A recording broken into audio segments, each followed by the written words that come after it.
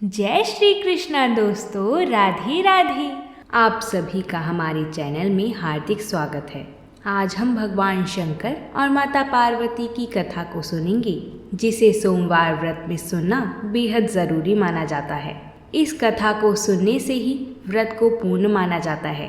उससे पहले हम प्रभु श्री नारायण और माता लक्ष्मी की एक बड़ी ही रोचक कथा सुनते हैं।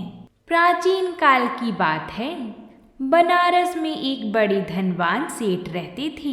वह विष्णु भगवान के परम भक्त थे और हमेशा सच बोला करते थे।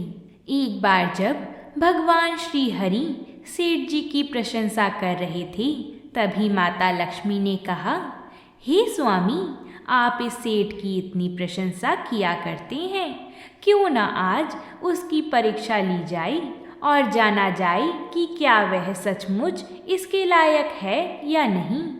भगवान बोले, ठीक है देवी लक्ष्मी, अभी सेठ गहरी निद्रा में है, आप इसके स्वप्न में जाएं और उसकी परीक्षा ले लें। अगले ही क्षण सेठ जी को एक स्वप्न आया। स्वप्न में धन की देवी माता लक्ष्मी उनके सामने आई और बोली, हे मनुष्य, मैं धन की दात्री लक्ष्मी हूँ। सेठ जी को अपनी आंखों पर यकीन नहीं हुआ और वह बोली, हे माता, आपने साक्षात अपने दर्शन देकर मेरा जीवन धन्य कर दिया है। बताइए, मैं आपकी क्या सेवा कर सकता हूँ। देवी लक्ष्मी माँ बोली, कुछ नहीं, मैं तो बस इतना बताने आई हूँ कि मेरा स्वभाव चंचल है और वर्षों से तुम्हारे भवन में मैं निवास करते करते अब ऊब चुकी हूँ और यहाँ से जा रही हूँ। सेठ जी बोले, मेरा आपसे निवेदन है, हे माता, आप यहीं रहें, किंतु अगर आपको यहाँ अच्छा नहीं लग रहा है तो मैं भला आपको कैसे रोक सकता हूँ। आप अपनी इच्छा अनुसार जहाँ चाहे जा सकती हैं। और माँ लक्ष्मी उसके घर से चली गईं। थोड़ी देर बाद वह रूप बदलकर पुनः सेठ जी के स्वप्न में यश के रूप में आई और बोली, सेठ, मुझे पहचान रहे हो। सेठ बोला, नहीं महोदय, आपको नहीं पहचाना। यश ने कहा, मैं यश हूँ, मैं ही तेरी कीर्ति और प्रसिद्धि का कारण हूँ, लेकिन अब मैं तुम्हारे साथ नहीं रहना चाहता, क्योंकि माँ लक्ष्मी यहाँ से चली गई हैं। अंततः मेरा भी यहाँ कोई काम नहीं है। सेठ बोला, ठीक है महोदय, यदि आप भी जाना चाहते हैं तो वही सही। सेठ जी अभी भी स्वप्न में ही थे और उन्होंने देखा कि वह दरिद्र हो गए हैं और धीरे धीरे उनके सारे रिश्तेदार व मित्र भी उनसे दूर हो गए हैं। यहाँ तक कि जो लोग उनका गुणगान किया करते थे वो भी अब बुराई करने लगे हैं। कुछ और समय बीतने पर माता लक्ष्मी धर्म का रूप धारण कर पुनः सेठ जी के स्वप्न में आई और बोली, मैं धर्म हूँ माता लक्ष्मी, और यश के जाने के बाद मैं भी इस दरिद्रता में तुम्हारा साथ नहीं दे सकता, मैं जा रहा हूँ। सेठ बोला, जैसी आपकी इच्छा, और धर्म भी वहाँ से चला गया। कुछ और समय बीत जाने पर माता लक्ष्मी सत्य के रूप में स्वप्न में प्रकट हुई और बोली, मैं सत्य हूँ। लक्ष्मी, यश और धर्म के जाने के बाद अब मैं भी यहाँ से जाना चाहता हूँ।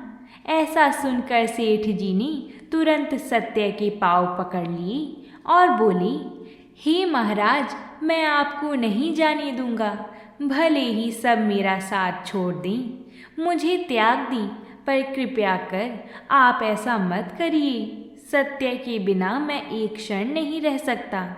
यदि आप चले जाएंगी तो मैं तत्काल ही अपने प्राण त्याग दूंगा। तब सत्य बोला, लेकिन तुमने बाकी तीनों को बड़ी आसानी से जाने दिया, उन्हें क्यों नहीं रोका। सेठ जी बोले, मेरे लिए वे तीनों भी बहुत महत्व रखते हैं, लेकिन उन तीनों के बिना भी मैं भगवान के नाम का जाप करते करते उद्देश्यपूर्ण जीवन जी सकता हूँ। परंतु यदि आप चले गए तो मेरे जीवन में झूठ प्रवेश कर जाएगा और मेरी वाणी अशुद्ध हो जाएगी। भला ऐसी वाणी से मैं अपने भगवान की वंदना कैसे कर सकूंगा? मैं तो किसी भी कीमत पर आपके बिना नहीं रह सकता। सेठ जी का उत्तर सुनकर सत्य प्रसन्न हो गया और उसने कहा, तुम्हारी अटूट भक्ति ने मुझे यहाँ रुकने पर विवश कर दिया है और अब मैं यहाँ से कभी नहीं जाऊँगा। और ऐसा कहते हुए सत्य अंतर्ध्यान हो गया। सेठ जी अभी भी निद्रा में थे। थोड़ी देर बाद स्वप्न में धर्म वापस आया और बोला, मैं अब तुम्हारे पास ही रहूँगा क्योंकि यहाँ सत्य का निवास है। सेठ जी ने प्रसन्नतापूर्वक धर्म का स्वागत किया। उसके तुरंत बाद यश भी लौट आया और बोला, जहाँ सत्य और धर्म है वहाँ यश स्वतः ही आ जाता है, इसलिए अब मैं भी तुम्हारे साथ ही रहूँगा। सेठ जी ने यश की भी आओ भगत की और अंत में माता लक्ष्मी भी आईं। उन्हें देखते ही सेठ जी नतमस्तक होकर बोली, हे देवी माँ, क्या आप भी पुनः मुझ पर कृपा करेंगी? तब देवी लक्ष्मी माँ बोली, अवश्य, जहाँ सत्य, धर्म और यश हो वहाँ मेरा वास निश्चित है। माँ लक्ष्मी ने उत्तर दिया। माता लक्ष्मी का उत्तर सुनकर सेठ जी की नींद खुल गई। उन्हें यह सब स्वप्न लगा, पर वास्तविकता में वह एक बड़ी ही कठिन परीक्षा से जीतकर निकले थे। इसलिए हमेशा ऐसा कहा जाता है कि जहाँ सत्य का निवास होता है वहाँ यश, धर्म और लक्ष्मी का निवास स्वतः ही हो जाता है। सत्य है तो सिद्धि, प्रसिद्धि और समृद्धि है। बोलिए भगवान श्री हरि की जय हो, माता लक्ष्मी की जय हो। आइए अब सुनते हैं भगवान शंकर और माता पार्वती की व्रत कथा को। एक समय भगवान महादेव जी और माता पार्वती जी के साथ भ्रमण करते हुए मृत्युलोक में विदर्भ देश की अमरावती नगरी में पहुँचे। वह पूरी नगरी हर प्रकार के सुखों से परिपूर्ण थी। उस पुरी के राजा ने एक अति सुंदर शिव मंदिर बनवाया था। उसी मंदिर में महादेव जी और माता पार्वती निवास करने लगे। एक समय की बात है, एक समय माता पार्वती जी ने भगवान शंकर को प्रसन्नचित्त देखकर मन बहलाने की इच्छा से उनसे चौसर खेलने का आग्रह किया। भगवान शंकर जी ने अपनी प्राण प्यारी की बात मानकर चौसर खेलना प्रारंभ किया। उसी समय उस मंदिर का पुजारी निमित्त बनकर मंदिर में आया और माता पार्वती जी ने उस पुजारी ब्राह्मण से एक प्रश्न किया कि इस चौसर की बाजी में किसकी जीत होगी। भाग्यवश ब्राह्मण बिना विचारे ही बोल उठा कि महादेव जी की ही जीत होगी, परंतु हुआ इसके विपरीत और थोड़ी देर में बाजी समाप्त होने पर माता पार्वती जी की ही जीत हुई। इस पर माता पार्वती जी को ब्राह्मण के झूठ बोलने के कारण बहुत क्रोध आया और उसको श्राप देने के लिए तैयार हो गई। यद्यपि महादेव जी ने पार्वती जी को बहुत समझाया, परंतु उन्होंने कुछ भी न मानकर ब्राह्मण को कोढ़ी होने का श्राप दे दिया। कुछ दिनों पश्चात पार्वती जी के श्रापवश होकर वह कोढ़ी हो गया और अनेक प्रकार के कष्टों को भोगने लगा। जब इस प्रकार उसको कष्ट भोगते हुए बहुत दिन हो गए तो एक दिन स्वर्ग की अप्सराएं भगवान शिव जी के मंदिर में पूजा करने के लिए आईं और पुजारी जी को शारीरिक कोढ़ से दुखी देखकर दया भाव से पूछा तो ब्राह्मण ने विनाश का वृत्तांत बताया कि भगवान शिव जी और माता पार्वती जी के चौसर खेलने और पार्वती जी के श्राप से ही मेरा ये हाल हुआ है। तब अप्सराएं यह सब कथा सुनकर कहने लगी कि हे ब्राह्मण, अब तुमको अधिक दुख नहीं उठाना पड़ेगा। भगवान शंकर की कृपा से तुम्हारे सब दुख दूर हो जाएंगे। तुम सब व्रतों में उत्तम व्रत सोमवार व्रत को विधि पूर्वक करो। तब ब्राह्मण सोमवार व्रत की विधि को अप्सराओं से पूछने लगा। अप्सराएं कहने लगी कि सोमवार व्रत को स्नान आदि से निवृत्त होकर अच्छे वस्त्र धारण कर फिर आधा किलो खूब अच्छी तरह शुद्ध भुने हुए गेहूं का आटा लेकर उसका प्रसाद बनाओ और फिर उसके 3 भाग कर लो। फिर चंदन, अक्षत, फूल, धूप, नैवेद्य, बेलपत्र, धतूरा आदि लेकर प्रदोष काल में भगवान शंकर का पूजन करो। भगवान शंकर का पूजन भक्ति और श्रद्धा से युक्त होकर करो। फिर प्रसाद के 3 भागों में से एक भाग भगवान शंकर का प्रसाद समझकर उपस्थित सज्जनों को बांट दो और आप भी प्रसाद पालो। इस प्रकार 16 सोमवार तक व्रत करो। फिर 17वें सोमवार को पाव भर शुद्ध गेहूं का आटा लेकर उसकी बाटी बनाओ और उसमें घी, शक्कर, गुड़ परिणाम सहित मिलाकर चूरमा बनाओ और शिव जी का भोग लगाकर उपस्थित सज्जनों को बांट दो। साथ ही आप भी प्रसाद पालो। इस प्रकार करने से भगवान शंकर की कृपा से मनुष्य के सब मनोरथ पूरे हो जाते हैं। ऐसा कहकर अप्सराएं तो स्वर्ग चली गईं और उस ब्राह्मण ने अप्सराओं की कथा अनुसार विधिवत 16 सोमवार तक व्रत किया और भगवान शंकर की कृपा से रोग मुक्त होकर बड़े आनंद से रहने लगा। कुछ काल व्यतीत हो जाने पर भगवान शिव और माता पार्वती जी फिर उसी मंदिर में पधारे। उस ब्राह्मण को श्राप मुक्त देखकर पार्वती जी ने बड़े आश्चर्य से पूछा कि रोग मुक्त होने का क्या कारण है। तब ब्राह्मण ने 16 सोमवार की सब कथा सुनाई।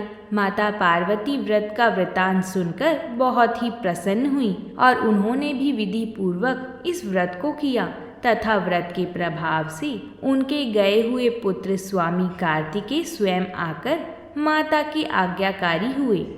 कार्तिकेय जी को अपने विचारों में परिवर्तन होने का कारण जानने की बड़ी भारी इच्छा हुई और उन्होंने माता जी से इस रहस्य का कारण सुनने की इच्छा प्रकट की। तब माता पार्वती जी ने 16 सोमवार व्रत की कथा सुनाई।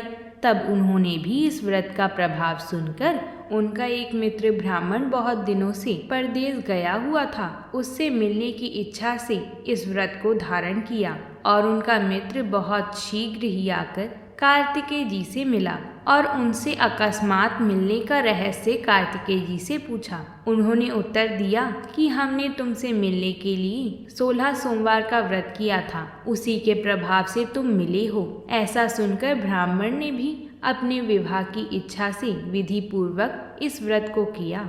इस व्रत के प्रभाव से एक समय ब्राह्मण कार्यवश किसी दूसरे देश में गया तो उस समय वहां के राजा की कन्या का स्वयंवर था और अनेक देशों के राजकुमार राजकुमारी के साथ विवाह करने की इच्छा से वहां आए हुए थे। राजा ने यह प्रण किया हुआ था कि जिस राजकुमार के गले में आभूषणों से सजी हुई हथनी माला डाल देगी उसी के साथ अपनी कन्या का विवाह कर देगा। ब्राह्मण भी स्वयंवर देखने के लिए वहां गया हुआ था और भाग्यवश हथिनी ने माला ब्राह्मण के गले में डाल दी। राजा ने प्रतिज्ञा अनुसार अपनी कन्या का विवाह उस ब्राह्मण के साथ करा दिया और उसको बहुत धन दिया तथा उसका बहुत सम्मान करके संतुष्ट किया। ब्राह्मण उस राजकन्या को पाकर अति प्रसन्न से अपना जीवन व्यतीत करने लगा। एक समय उस राजकन्या ने अपने पति से कहा कि हे प्राणनाथ, आपने ऐसा कौन सा पुण्य काम किया था जिसके प्रभाव से हथिनी ने सब राजकुमार को छोड़कर आपके ही गले में वरमाला डाली। ब्राह्मण बोला कि प्रिय, मैंने अपने मित्र कार्तिकेय जी के कथा अनुसार 16 सोमवार का व्रत किया था। उसके प्रभाव से तुम जैसी रूपवान लक्ष्मी मुझको प्राप्त हुई हो। व्रत की ऐसी महिमा सुनकर राजकन्या को बड़ा आश्चर्य हुआ और पुत्र प्राप्त होने की इच्छा से व्रत करने लगी। भगवान शिव की कृपा से उसके गर्भ से एक अत्यंत सुंदर, धर्मात्मा, सुशील और विद्वान पुत्र उत्पन्न हुआ। माता पिता उस देव समान पुत्र को पाकर अति प्रसन्न से उसका पालन पोषण करने लगी। वह बड़ा हुआ तो एक दिन उसने अपनी माता से प्रश्न किया कि हे माता, आपने ऐसा कौन सा तप किया था जिससे मेरे जैसा पुत्र आपने अपने गर्भ में धारण किया। माता ने अपने पुत्र की प्रसन्नता के लिए वही 16 सोमवार व्रत का विधान कहा। जब पुत्र ने मनोवांछित फल देने वाले ऐसे सरल व्रत का वृतांत सुना तो वह भी राज्य अधिकार पाने की इच्छा से इस व्रत को करने लगा। उसी समय किसी देश के वृद्ध राजा के दूतों ने आकर उसको राजकन्या के योग्य समझकर कन्या का विवाह करके अति प्रसन्नता को प्राप्त हुआ। वृद्ध राजा के मृत्यु के पश्चात वही ब्राह्मण पुत्र राज्य सिंहासन पर बैठ गया, क्योंकि उस राजा के उस कन्या के अलावा कोई संतान नहीं थी। राज्य अधिकार पाने के पश्चात भी वह ब्राह्मण पुत्र सदैव 16 सोमवार का व्रत विधि पूर्वक करता रहा। वह 17वां सोमवार आया तो राजा ने पूजा सामग्री लेकर रानी को शिवालय चलने के लिए कहा, परंतु राजकन्या ने उसकी आज्ञा ना मानकर स्वयं शिवालय ना जाकर दास दासियों के हाथों सभी सामग्रियां भिजवा दी। जब राजा ने शिव जी का पूजन समाप्त किया तो आकाशवाणी हुई कि हे राजा, तुम अपनी इस रानी को राजमहल से निकाल दो, नहीं तो यह तुम्हारा सर्वनाश कर देगी। राजा को आकाशवाणी सुनकर बड़ा आश्चर्य और दुख हुआ और शिव जी की आकाशवाणी का सब वृतांत अपनी सभा में आकर सभी सदस्यों से कहा। सभासदों को यह सुनकर अत्यंत आश्चर्य हुआ और दुख हुआ कि जिस राजकन्या के कारण इसको राज प्राप्त हुआ, उसी को निकालने के लिए सब प्रपंच रच रहा है, परंतु राजा ने उसको निकाल ही दिया। रानी अति दुखित होकर अपने भाग्य को कोसती हुई नगर से बाहर चली गई। पैरों में जूती नहीं, नंगे पैर, फटे हुए वस्त्र पहनी, भूख से दुखित रानी धीरे धीरे चलकर एक नगरी में पहुंची। वहां पर एक बुढ़िया कुछ सूत काटकर बेचने जा रही थी। रानी की दीन अवस्था देखकर कहने लगी कि तू मेरे साथ चलकर सूत बिकवा दे, मैं वृद्ध हूँ, कुछ भाव आदि का पता नहीं।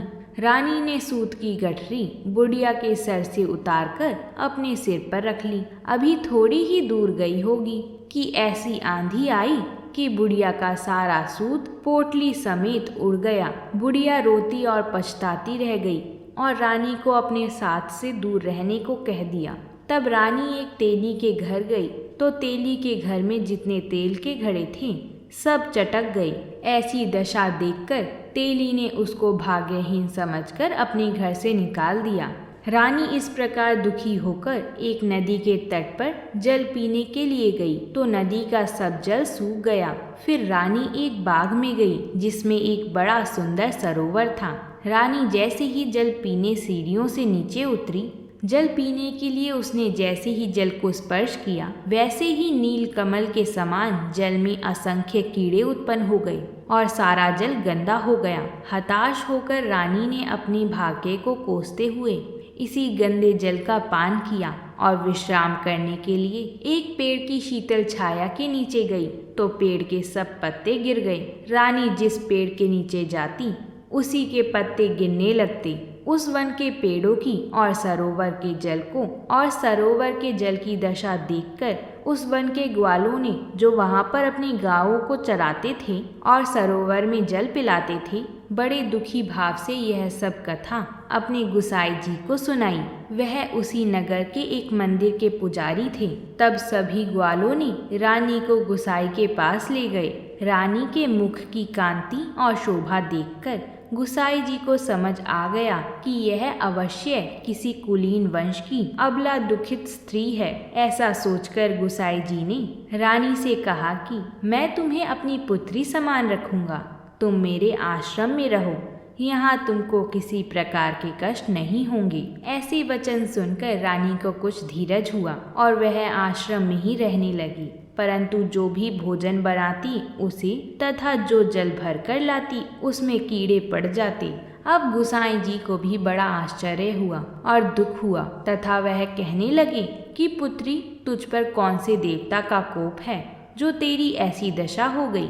तब गुसाई जी की बात सुनकर रानी ने शिव पूजा का सारा वृतांत गुसाई जी को सुनाया तो गुसाई जी ने अनेक प्रकार से भगवान शंकर की स्तुति की और रानी से कहने लगे कि पुत्री, तुम सब मनोरथ पूर्ण करने वाले 16 सोमवार का व्रत करो, उसके प्रभाव से ही तुम्हारे सब कष्ट दूर होंगे। गुसाई जी की आज्ञा अनुसार रानी ने 16 सोमवार के व्रत किए और 17वें सोमवार को पूजन से राजा के हृदय में विचार उत्पन्न हुआ कि रानी को गए बहुत समय हो गया है, न जाने कहाँ भटकती होंगी, अब उसे ढूंढना चाहिए। यह विचार कर चारों दिशाओं में अपने दूतों को रानी को ढूंढने के लिए भेजा। ढूंढते ढूंढते गुसाई जी के आश्रम में भी पहुंच गए और उनको सब वृतांत सुनाकर रानी को अपने साथ ले जाने के लिए कहा, परंतु गुसाई जी ने रानी को नहीं भेजा। तब दूतों ने रानी का पता और सब वृतांत जाकर राजा को सुनाया।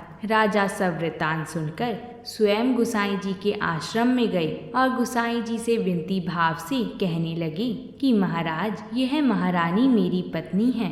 भगवान शंकर के कोप से मैंने इसको त्याग दिया था। अब भगवान शंकर का कोप इस पर शांत हो गया है, इस कारण इसको लेने के लिए यहाँ आया हूँ। आप इसको मेरे साथ चलने की आज्ञा दीजिए। गुसाई जी ने राजा की बातों का विश्वास करके रानी को राजा के साथ जाने की आज्ञा दे दी और रानी बड़ी प्रसन्नता के साथ राजमहल में आई। तब नगरवासियों ने नगर को खूब सजाया, सारे नगर में बाजी बजाई, घर घर जाके मंगल गान किए। विद्वानों ने वेद मंत्रों का उच्चारण किया और अपने राजा रानी का स्वागत किया। महाराज ने ब्राह्मणों को बहुत सा धन दिया। नगरों में जगह जगह सदाव्रत खुलवाकर गरीबों को भोजन खिलाया। इस प्रकार राजा भगवान शंकर की कृपा से अनेक प्रकार से सुख को भोगता हुआ बड़े आनंद के साथ जीवन व्यतीत करने लगा। अब तो राजा और रानी दोनों ही प्रतिवर्ष 16 सोमवार के व्रत करते और शिव जी का पूजन विधि पूर्वक करते और इस लोक में अनेक प्रकार के सुखों को भोगकर शिवलोक को प्राप्त हुए। ऐसे ही जो मनुष्य भक्ति और श्रद्धा से पूर्ण होकर सोमवार का व्रत करता है तथा भगवान शिव जी का पूजन करता है, वह इस संसार में अनेक सुखों को भोगकर अंत समय में शिवपुरी को प्राप्त होता है। यह व्रत सर्व प्रकार से मनोरथ को पूर्ण करने वाला है। बोलिए भगवान शंकर की जय। बोलिए माता पार्वती जी की जय। अगर आप भी भगवान शिव जी की पूजा करते हैं तो कमेंट में हर हर महादेव जरूर लिखिएगा और कथा अच्छी लगी हो तो वीडियो को एक लाइक जरूर करें और हमारे चैनल को भी सब्सक्राइब जरूर करें, क्योंकि हमारे सबके प्रिय प्रभु श्री रामचंद्र जी आ रहे हैं। इसी उपलक्ष्य में हम राम कथा कहने जा रहे हैं। आप सभी इस राम कथा को अवश्य सुनिएगा, क्योंकि प्रभु की इच्छा के बिना कोई भी राम कथा को कहे और सुन नहीं सकता। इसलिए जिन भी भक्तों को राम कथा सुनने का अवसर प्राप्त हो तो उसे अवश्य सुनिएगा। प्रभु की कृपा से सभी के कष्ट दूर होंगे और 22 जनवरी को सभी अपने घरों में दीपक अवश्य जलाएं, जिससे प्रभु की कृपा हम सभी पर बरसती रहे। तो प्रेम से बोलिए जय श्री राम।